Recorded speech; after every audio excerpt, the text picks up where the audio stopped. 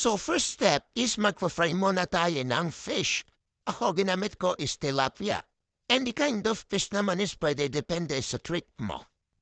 Pero I suggest guys kung nakaka-LL naman guys sa budget, mas okay na bumili kayo ng bangus kasi mas malasa siya sa pesa. Mas mahal lang kasi ngayon ng bangus sa market kaya hindi ako bumili.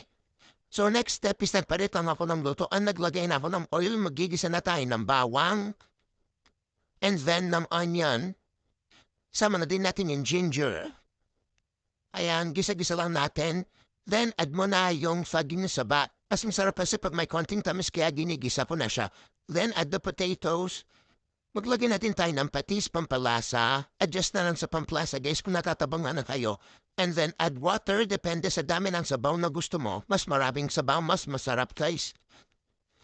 Over mo lang, then hayaan kumulo. Pag kumulo, ilagay na yung fish na isasahog mo. Then cover ulit.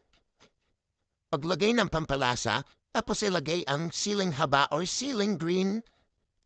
Then add the pechay or you can use cabbage if mas prefer mo yon.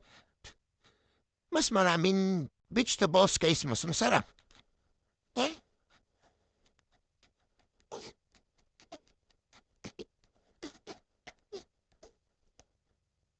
After may lagyan ng mga vegetables, cover it. Kapag kumulo na, then voila, you can serve it. Thanks for watching.